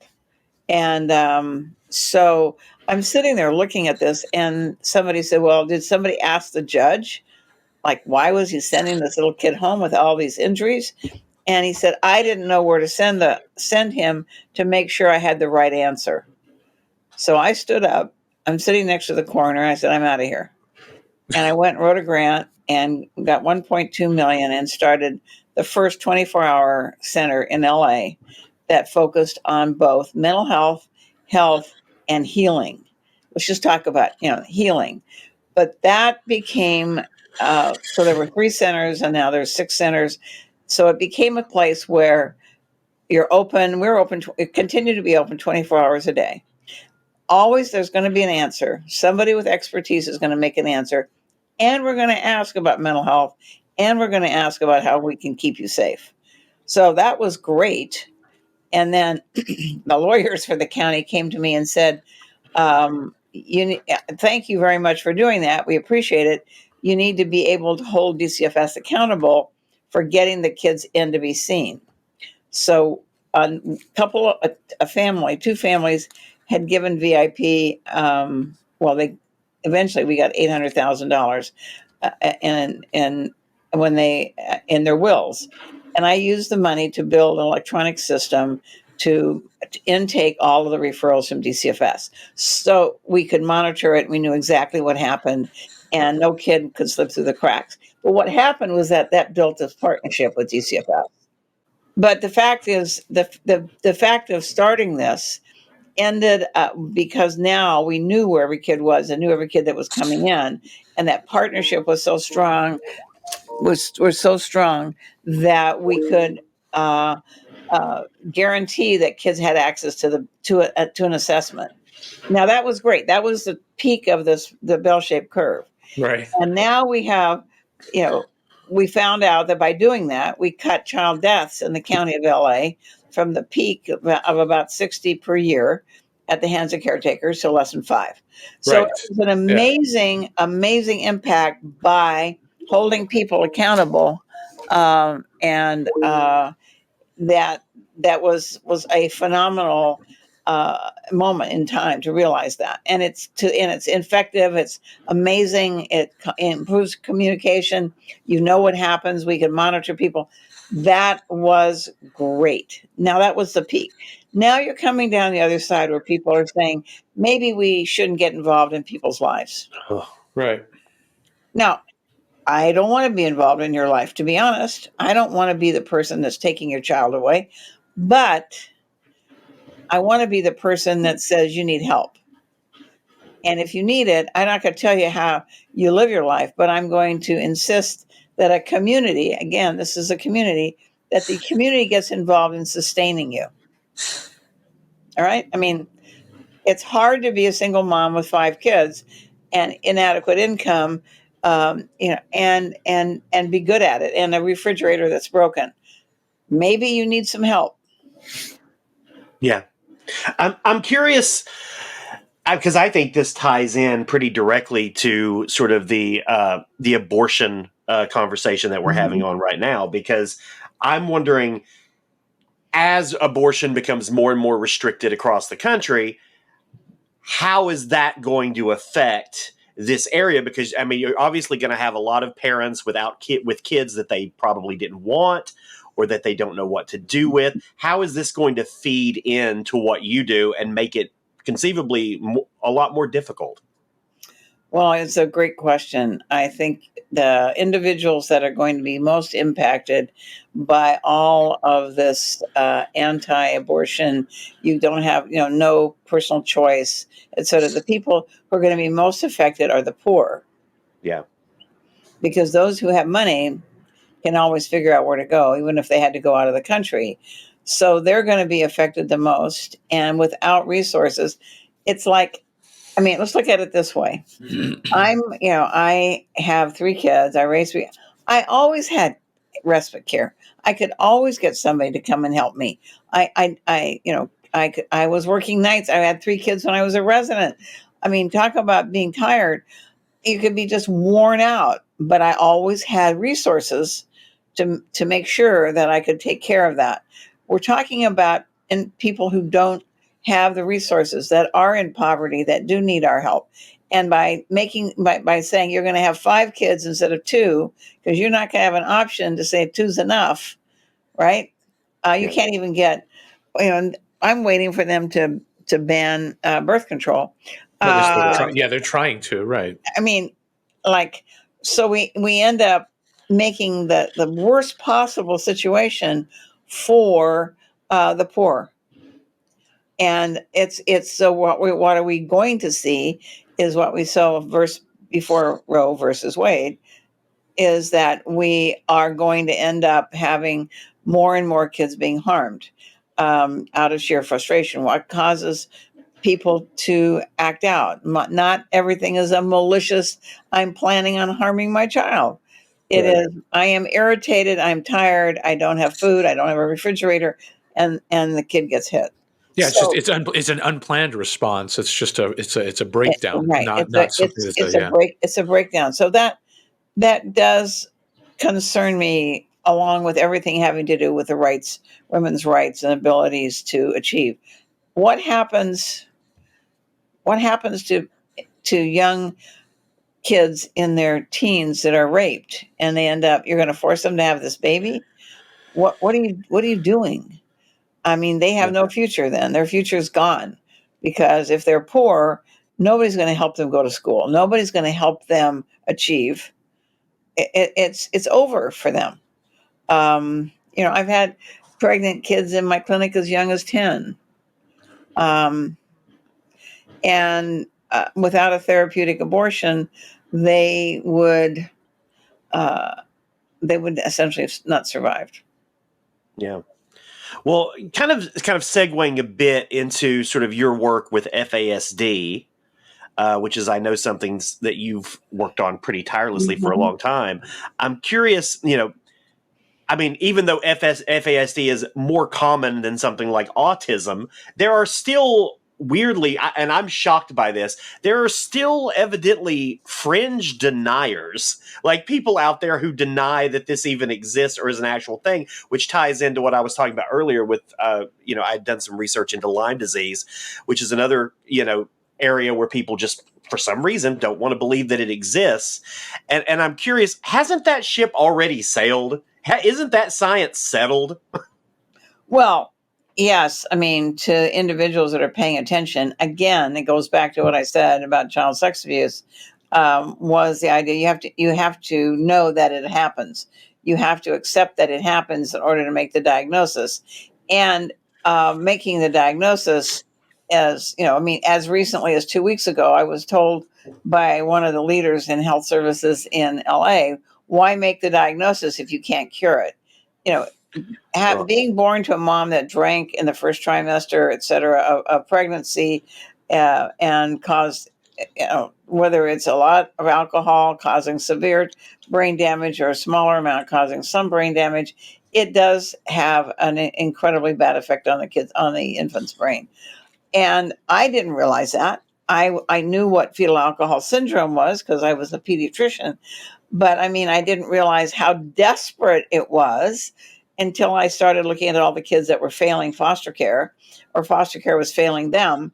And I realized that the majority of them had fetal alcohol spectrum disorder. They were on that curve, and that so many of them were the ones that were ending up in juvenile justice, which we'll talk about later, and in foster care and on the streets. I mean, probably 1/3 to 1/2. I think it's probably higher. I think it's 60%. But of the people living on the streets of this country were born to moms that drank when they were pregnant. And they are also, there's a great book out, and I'll have to send you that resource, on the killers that have going into schools and shooting elementary school kids. Fetal alcohol spectrum disorder. It causes a brain damage that basically is irretrievable unless you start re-educating when they're little. And your question is, we ignore that. We don't want to talk about alcohol effect because it's legal. We will talk about other things to get money to start a clinic to deal with this, after I realized that all these kids I was seeing that were failing foster care, because I'm into healing. So come back, let me see you on an ongoing basis. They're coming back, and I realized they had that. So, I mean, I'm trying to figure out what we're going to do to heal it. And people are saying, oh my God, don't go there. But it happened to me. It wasn't what I thought about it when I started the clinic, but it was what happened in this clinic. Was, oh my God, this is desperate. This is an epidemic. Can imagine after the coronavirus how big an epidemic we're going to have now. That you end up realizing that if you don't diagnose this and treat it in the first 5 years of life, it's not, you're going to have a very hard time. We're investigating it and we're doing research, but it is something that we will be talking about in the weeks to come, how it colors everything from juvenile justice to foster care to group homes to serial killers. And why does everybody not want to know about it? Very interesting. Because it is legal, so everybody can drink. And let's say you have a nice middle class family, husband and wife are thinking about getting a divorce, having a huge, big, ongoing battle at home. Mom binge drinks. She's in the first trimester. She binge drinks over a weekend. It happens to be just the wrong time when the brain's developing. She gets an FASD kid. We don't want her to feel bad. Okay, that's what they tell me. We don't want the stigma. And I'm like, I want the stigma. Right. Like so one of the things that I know from working with you is that this often gets misdiagnosed as oppositional defiant disorder, really bad kid. And that itself is that's a mess, because then you're not actually seeing the problem. Well, it's ADHD. It's all kinds of other diagnoses. Depends where you are in the country. Some people think it's a part of the autism spectrum. No, it's FASD, and it causes mental illness of such a profound degree that it's associated with acting out in a violent way, which is why it gets misdiagnosed as a defiant disorder, because the kids are impossible. They set fires, they kill animals, they're dangerous. And, so when you say we're going to close all the places that we put them and we're going to let the kids go into homes, I'm just kind of wondering how in the world we think that's going to work. I mean, how do we guarantee somebody that they're going to be safe? Fetal alcohol spectrum disorder is no joke. I have a friend that ended up adopting 2 of them. The first one was severely affected, the second one less so. She ended up, I was telling her, you got a kid with FASD. Well, our therapists are telling us she was adopted. She's got attachment disorder. No. You adopted her at 3 days. She doesn't have an attachment disorder. She has FASD. Well, eventually, they had to put her in a lockdown in Wyoming, because we don't lock anybody up in California. It's against the law. So they went to Wyoming, where she was eventually kicked out at age 18 for attacking one of the workers there.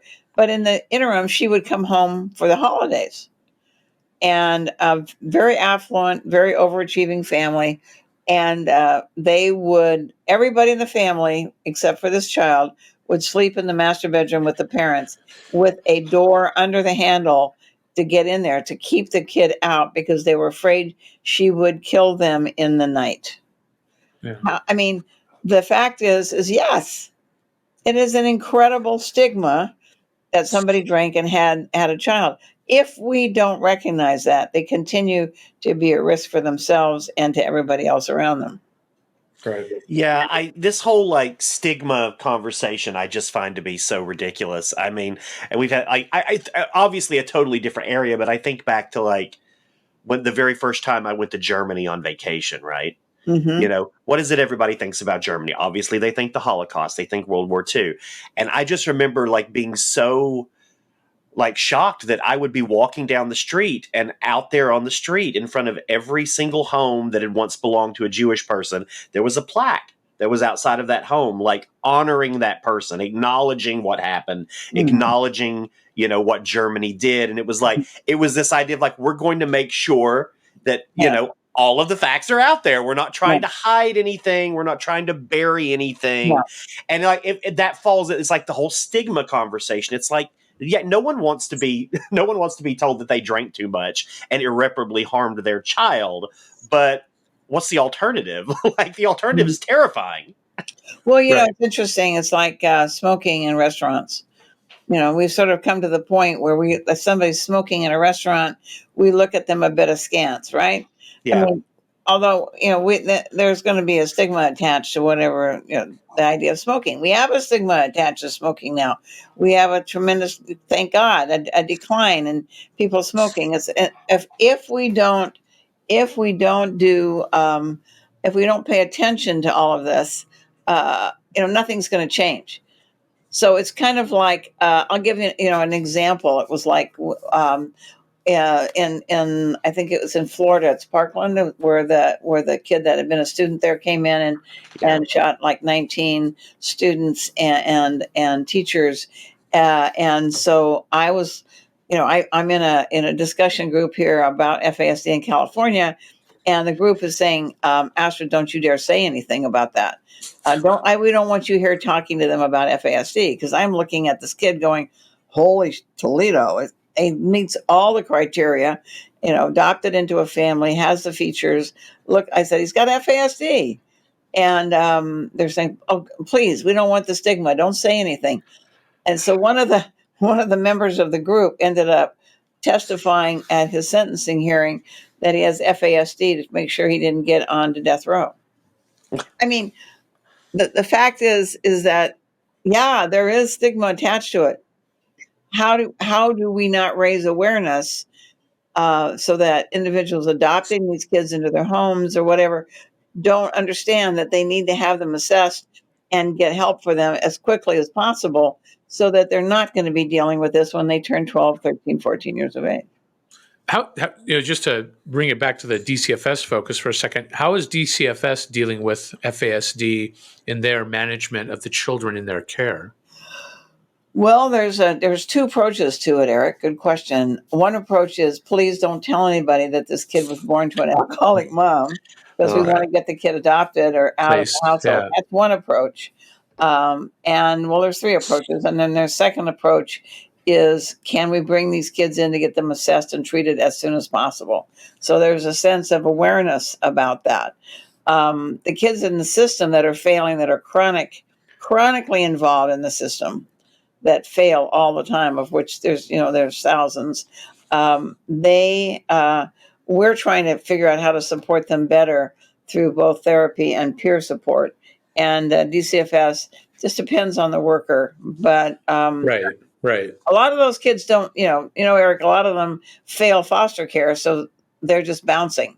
They Right. just Yeah. bounce everywhere. Yeah. They go to 15 different foster homes before they're 18, and then they graduate from being in foster care and they end up on the streets. Right. And so I guess the avoidance behavior doesn't really work at all. It's in fact, it's guaranteeing a failure. If the Right. foster parents Right. don't know, you're guaranteeing a failure, How are because they? Yes. how do they provide care if they don't know that the child has that? And I know from just having worked there, I'm not a healthcare worker, I'm an IT guy. I know how difficult those patients can be, because there's such a difference in how what works for this one doesn't work for this one, and it's Mhm. really getting that individualized program together.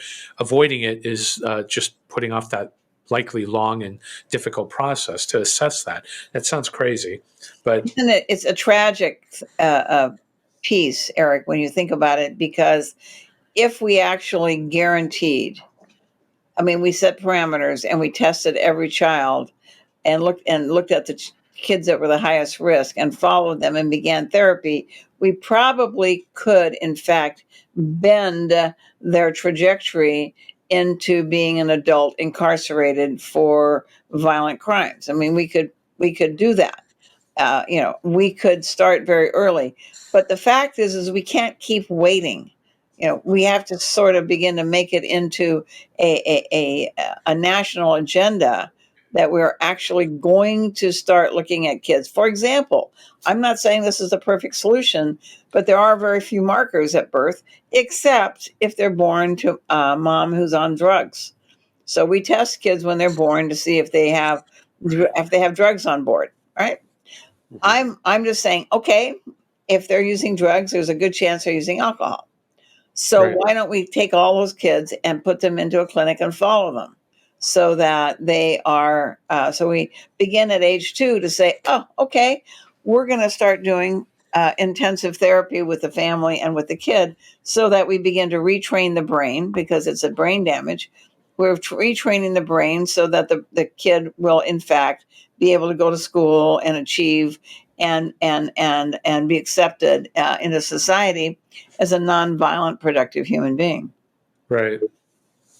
Yeah, I mean that makes sense to me. But then again, but I'm curious. I mean, it drives me crazy because we talk so much in society these days about mental health, right? It feels like the last few years, especially predominantly on the left, but you're hearing a lot more discussions about Mhm. mental health and mental health treatment and making sure that everybody is Mhm. taken care of in that regard. I can't think of one time I've heard anyone mention FASD in that Right. discussion. Nope. Well, you see, we have an advantage right now because we can actually run and hide behind the coronavirus. Yeah. And I mean, a lot of people have been running and hiding behind the coronavirus for the last 3 years. Uh, but we've been at least acknowledging it nationally that has caused a mental health crisis. And I personally think that now we should go ahead and take advantage of the coronavirus because we have another epidemic, which is called FASD in this country, and say we need to enhance mental health services across the board for everyone because we know that non-FASD kids and adolescents and adults are in heightened need of therapy and services. So let's just say, let's make sure that everybody has access to it, and we're going to look at it and take the stigma away from getting mental health services by saying, "Wow, the coronavirus had a tremendous impact on people's mental health," and I think it's a great. People who are embarrassed to admit that they have to go and see a psychiatrist or a psychologist, great opportunity to blame it on something else. Right. I'm curious. What's some practical advice that you would have? Let's say that there's a parent out there who is concerned that maybe they've adopted a child or something, and they're concerned that maybe this child has FASD. What are some actual like things that they can look for to make that decision if they want to have them go evaluated? Well, so first off, as we they can be amateur detectives in some way, and I think they should go online and find the resource that's closest to them that's actually diagnosing and potentially treating FASD so that they get the kid assessed. So they don't assume facts not in evidence. It's like saying, I personally think it's like the same thing about childhood cancers, et cetera, if you don't entertain the diagnosis and look at it, but you look at it with experts. I don't think it's something that I want a bunch of amateur people saying, I think that kid has FASD. Sure. There Right. is a certain facial features to kids who are on the higher end of the spectrum that you can look at and say this kid looks like they have FASD. That but most doctors, and most people in the field that should know better are not really eager to make that diagnosis. It's a little tough to get them to think about it. So if I'm looking at children, if I were looking at my neighbor's children and they were concerned, I would send them to see a clinic that actually provides an assessment. And as Erik knows, I haven't done this for a while through coronavirus, but I used to go away to Palm Springs for a week every year to sleep, right? Because I'm overworked. Yeah. I do too many things, and I'm going to go and Yeah. sleep for a week. So I'm coming back from Palm Springs, and I'm on the 210 freeway, and I get a call from a friend that from years ago who says, "I think the two kids I adopted have FASD. I looked it up online, and you're the person to talk to. So would you mind coming and talking to us?" I said, "Well, I'll come, but I want your husband to be there at the same time, if you think that." The short version of this is I walk into their house, walk into their family room, and there's pictures of these two kids that they adopted and that they adore. And they adopted in infancy, and they lived in an affluent, hyper-educated, multiple psychologists, multiple pediatricians, etc. And I walk in, sit down in the den, look at the pictures of these kids at different ages that are on the wall, on the furniture there, and my heart sinks because they all look like they have FASD. They Right. look like it. It's And it's eye positioning. It's right, it's just the facial features, which I don't want to teach people to make that diagnosis themselves. Right. I never Sorry. Yeah. find it. But the irony and the saddest part about this was, you're looking at them, and my basic sense to them was, "Do you have a safe room?" Because they're saying to me, "Our 16-year-old boy is trying to kill us." And I Oh, said, "Do you have a safe room?" That was my most urgent thing, was safety. And we talked about that. And I then hooked them up with resources with my clinic and treatment. And I went out to my car, and I'm getting ready to back out of the driveway. I roll down the window, father standing there, tears running down his face, saying, "Astrid, I just want you to know how much I love my boy. yeah. And yet, he's trying to kill his dad." Yeah. And it's just, it sounds terrible. And for everybody, it's like, oh, how do I capture that? Oh my goodness. What if my kids we need to be able to identify and treat and acknowledge that we can, in fact, make a difference. And we do make a difference. And the families that we're seeing that have that make a difference. But think about it. When we develop a system to deal with these kids that are in foster care, failing foster care, or incarcerated, and we don't entertain the diagnosis that they may be impacted by FASD, your system that you're building is going to fail, because these kids are so volatile that they set fire to whatever system they're in. So you Right. can build a new orphanage in high desert, which is certainly happening, but if you don't acknowledge the need to diagnose, your orphanage will go up in smoke, whether it's literally or figuratively. Right. I'm curious, what is the success rate if you're able to get to these kids at, the age when treatment is really when you're supposed to start? What is the success rate of being able to get them to that functional state where they're moving past these issues? I don't think we know the answer to that. I think Okay. nobody's really tried treating it or really giving that information on an ongoing basis. VIP is the only place in California that both diagnoses and treats. Wow. The only one in this huge In state. the enormity of California. Right. Because people say, they told me when I started the clinic, that part of the clinics here. I mean, there are a bunch of clinics here. We'll get into all of them eventually. When I started, I said, "Don't do it because you're going to fail." And I'm like, I don't know how to explain this to you, but Astrid Heppenstall Heger doesn't deal well with failure. I don't sit at the losers table. Yeah. I want to be a success. I want to see to it these kids have a chance. What I'm hearing back as we're looking at this and beginning to look at how their families are reporting is that the families are addicted to us. because the kids are getting better. We're looking at neurofeedback right now on these kids to see if we can unscramble the brain and helpfully get them more attuned to being helpful and not being so violent. So you ask me that in a couple of years, I think I'll know better, because we're actually tackling it, and most people have not done that. So basically, so I'm assuming that if you live in a small rural place, let's say you live in a small community in Iowa or Arkansas, you're probably not going to have access to many places that can diagnose this. No, I think what I would like to suggest that they do, and you could maybe give them this information, is they can go online and go to where we are, Erik.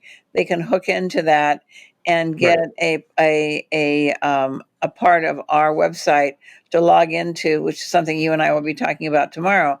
That they can log into, that they can get the basic information about that, and we can begin to become more of a clearinghouse of information for the country, where they will find the resources closest to them that are willing to deal with FASD. It is a subject and a diagnosis that most people avoid. That's all I can tell you. It's like, I don't want to make this diagnosis. And I'm telling you, It's again, I use the word mind-boggling so much, but it's that people would rather ignore the actual issue, put the lives of these kids in jeopardy, all for just just for like ridiculous reasons. Like it happens so much, I feel like, in the medical field, not just in this area, but in a lot of other areas. And it's mind-boggling to me. I don't understand how anybody thinks that's sustainable.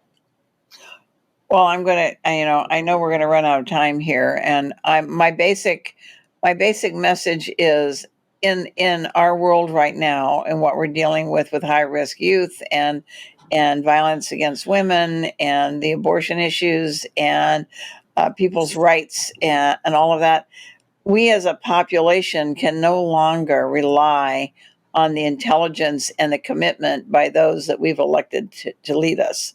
We actually have to be responsible for the people that live around us and begin to say, you know what, I think you need some help with that kid. It's like a fascinating idea that people do not want to make a diagnosis that they cannot instantaneously cure. And FASD is not cured with antibiotics, and it's not cured with chemotherapy. It's cured with a long time, dedicated intervention by therapists that are trained. And when we ignore it and say, "Oh, it's too difficult for me to face," we're never gonna get any kind of outcomes that are going to be life-saving for the kids and for the families. Yeah, right. Ignoring it's going to make the mess bigger. So I do know that with that particular syndrome. Yeah. So, and just to address this, the other thing about time. So, yeah, we're close to the end of the time. Yeah. But we're going to do this monthly, right, Dr. Heger? Let's do it monthly. We're going to figure out some different topics that we're going to talk about.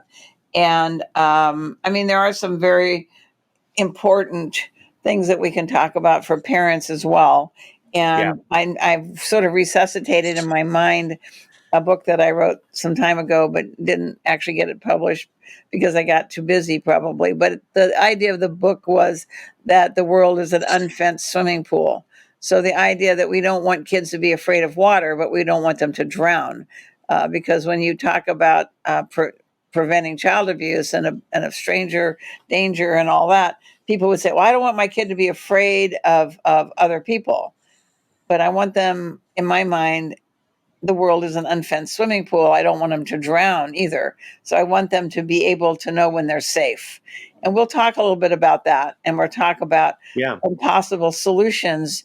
I have some ideas, and maybe we'll talk about this next time, of how to revamp the Department of Children and Family Services in a way that provides the services in the community for the families, for the kids, right up front, from preschool all the way to the end of high school, and that those who can walk to elementary school, how do we then reorganize a community around safety and around nonviolence and around a future for every child. That's the thing I want to talk about. Okay. Yeah, that's fantastic. Yeah, I look forward to more conversations. I do too. Thank you, guys. No, Thank you, thank you, boss. Dr. Heger.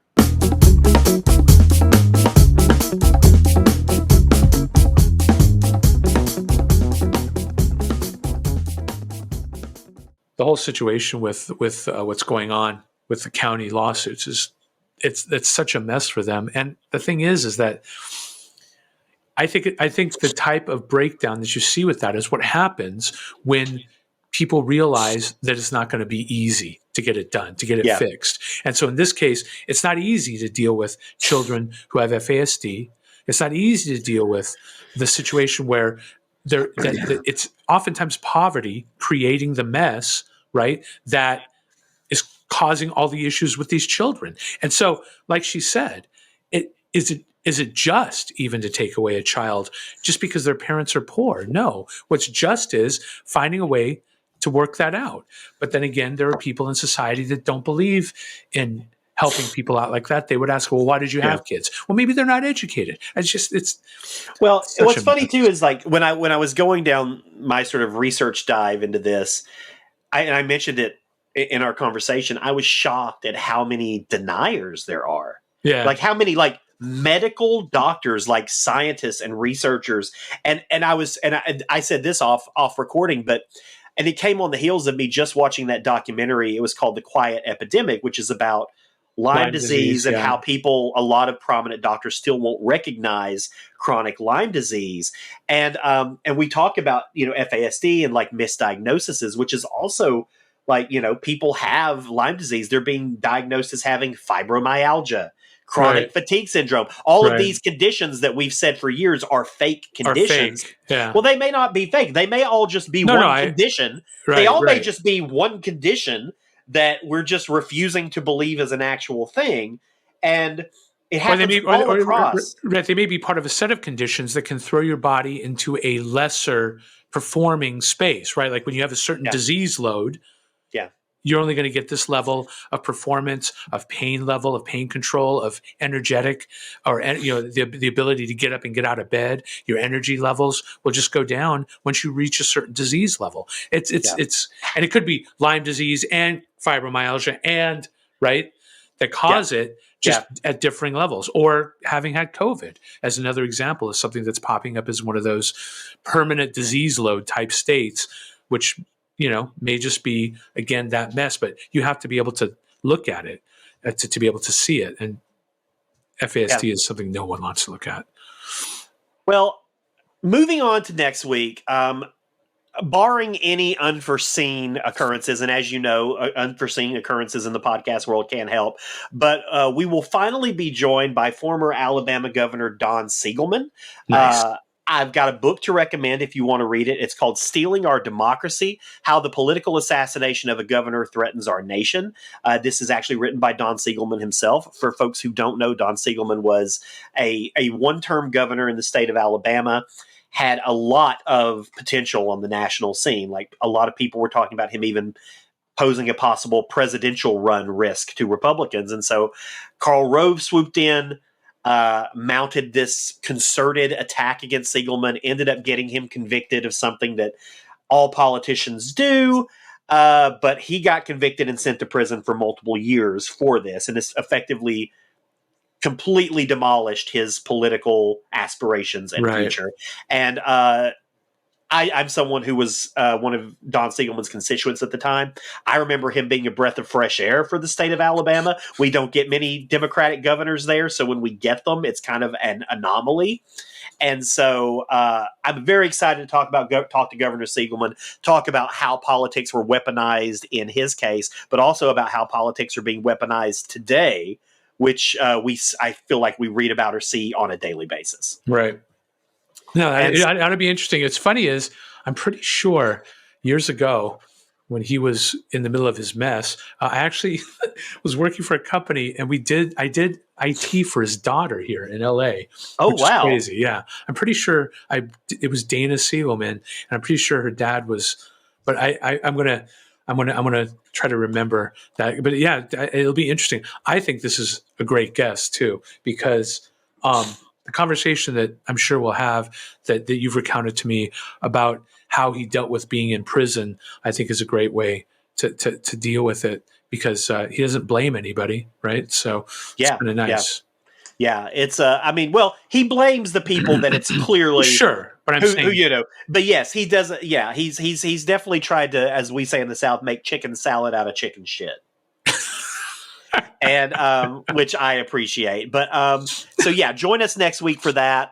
The Center Clueless podcast is produced by Ryan Verrill. Hi, Ryan. Please visit us at centerclueless.com for more information, or find us on the socials at Center Clueless. Please rate and review us on Apple Podcasts and tell your friends to tune in. Seriously, rate and review us on Apple Podcasts. It actually really helps in how we show up in the algorithm.